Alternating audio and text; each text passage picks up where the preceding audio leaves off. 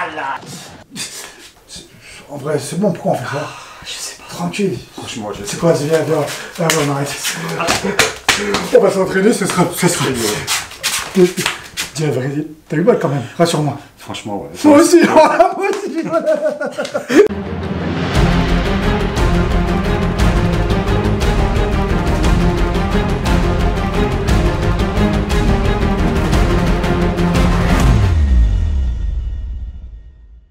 Mais juste avant de commencer, si vous voulez avoir des petites formations gratuites, vous allez dans la description, vous allez avoir des formations sur la préparation physique, il y a un peu de tout. Il y a aussi sur de la boxe, les 5D, les petites bases sur la boxe, c'est gratuit.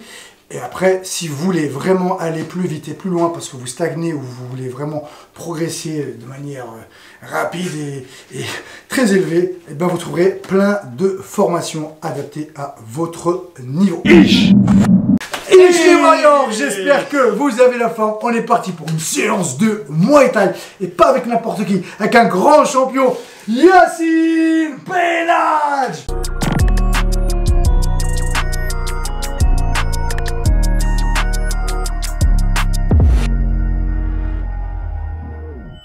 Yacine, ton palmarès. Après, je vais vous expliquer comment j'ai rencontré ce phénomène. Alors mon palmarès, j'ai été 2 fois champion de France, j'ai été champion d'Europe, j'ai disputé 2 championnats du monde, disputé 3 tournois mondiaux.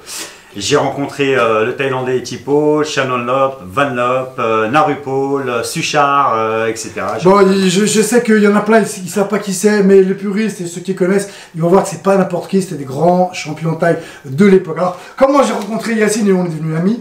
En 1999, je fais mon premier stage où je me rends seul en Thaïlande pour faire un stage de boxe thaï en me disant ouais, si je vais là-bas finir un champion. Et c'est là où mon cousin me dit tiens, il y a mon pote, il aimerait bien que tu lui récupères des shorts. Je suis allé chez Yacine, j'ai récupéré les coupons, j'ai récupéré ses shorts au Lupini, je lui ai donné. Et puis maintenant on est devenus amis et ça fait déjà 21 ans, vous imaginez. Voilà, j'espère que c'est une petite histoire qui vous a plu. En tout cas, restez avec nous parce qu'on va vous montrer 2 enchaînements pour détruire vos adversaires. Reste avec nous, c'est parti, c'est maintenant!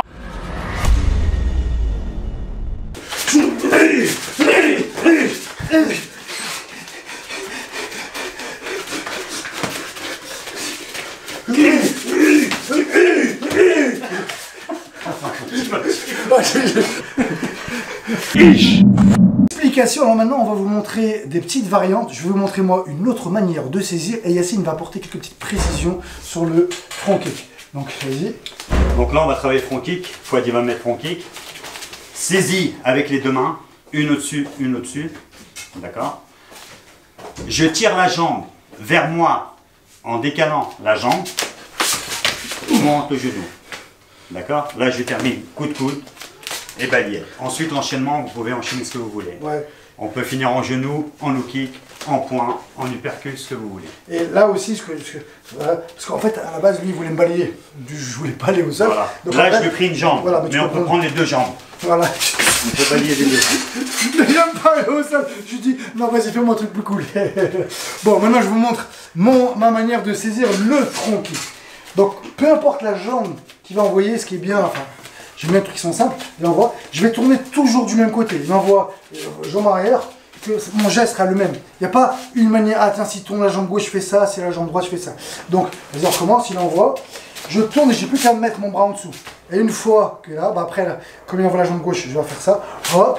Et après, bah, c'est où je tire, je frappe, coup de coude, je fais l'enchaînement de Yacine. Ou alors, quand il envoie dans le jambe. Donc, ou alors, quand il envoie, je suis ici, je peux aussi directement venir balayer, je peux venir mettre un genou. Après, il y a... En vrai, après, c'est quand vous avez saisi le front kick, vous vous faites plaisir. Voilà. Le principal, c'est la saisie. Voilà. L'enchaînement, c'est chacun, il enchaîne de la façon qu'il veut. Mais c'est pas fini. On a un deuxième enchaînement destructeur pour vous. C'est parti.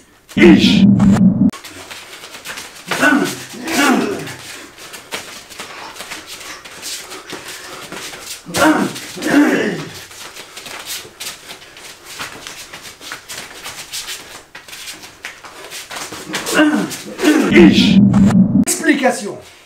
Donc là, on a travaillé coup de coude facial. Donc là, je vais travailler avec le coup de coude droit. D'accord. Donc pour mettre un coup de coude facial, il faut casser la distance. D'accord? Là, je pourrais pas, je suis trop loin, que ce soit du gauche ou du droit. Donc là, je vais basculer. Là, je suis en mode en droitier et je vais passer en gaucher. Là, j'amène la jambe droite devant, je rentre le coude. Ok? Là, 1, 2. Et après genou. Et on termine en genou, en cas où le coude ne passe pas. Exactement. D'accord? Donc là, on est là. 1, 2. Oh, il était bon les genoux. Ok? 1, 2. Voilà. Et ce qu'on va préciser aussi, c'est que, en fait, pourquoi c'est un coup qui est vraiment dévastateur, destructeur, c'est que, vas-y, mets-toi en garde, c'est que, en gros, le coup de coude, il y a de grandes chances qu'il passe. Pourquoi? Parce que même s'il serre ici, si je rentre, ça va quand même rentrer. Et ce qu'a fait Yacine juste avant, et ben en fait, pour augmenter les chances qu'il me mette le coup de coude, c'est qu'il a fait une feinte. Il est ici, voilà, il bosse, il fait ça, hop, et après il va venir changer, boum, et après il va mettre son genou. Et si vous passez ça en combat, alors en sparring, on aura les coups d'hier, en combat aussi, sauf si on boxe en Thaïlande ou à l'étranger, ou si vous faites du MMA. Mais en tout cas, c'est un coup de coude qui n'est pas commun. On a l'habitude de prendre des coups de coude sur le côté, par au-dessus, et rarement facial comme indirect. Et donc c'est très perturbant, et comme on vous l'a dit en plus, ça vient pénétrer la garde.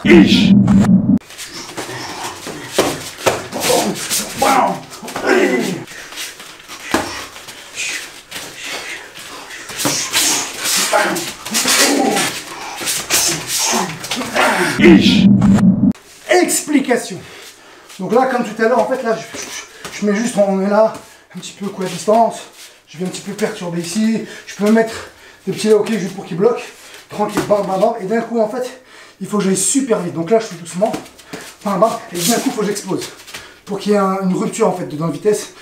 En hypnose, on appelle ça une rupture de pattern. Vraiment une variation. Donc là, ça risque vraiment de perturber. Quand j'ai mis le premier coup de coude, il passe pas, je l'ai raté, il s'est protégé, pas de problème. J'enchaîne avec le deuxième. Le coup de coude retourné, je vais pas bouger mes jambes. Regardez bien mes jambes, elles vont pas bouger. Je fais comme un ressort. Ici, et j'envoie. Donc ça donne ça. 1, et tout de suite j'envoie 2. Vous avez vu mes jambes comme elles sont? Elles ne bougent pas. Alors, ça, comme j'ai mis le premier, voilà, je risque de le sonner. Très bien, il s'est bloqué, il s'est protégé chez en boule. Il aura les mains légèrement hautes, et bien après, boum, on va envoyer un basique. Et ça fait très très mal. Si jamais j'aurais voulu envoyer qu'un seul coup de coude, voilà, on a un coup de coude, et bien à ce moment-là, je ne ferai pas ça parce que ça c'est téléphoné, et il peut me contrer, il peut me balayer. Alors à ce moment-là, ce que je ferai, allez bien, j'attirerai mon attention, ça peut comme maintenant, on est là, je pars ici. Donc lui, il voit mon corps partir là, et d'un coup, il voit le coup de coude qui monte par en haut.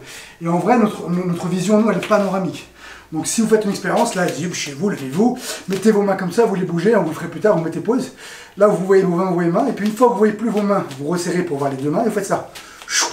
Et là, vous verrez que vous verrez une main et l'autre, vous ne la verrez pas. Pourquoi? Parce que notre vision, elle est panoramique.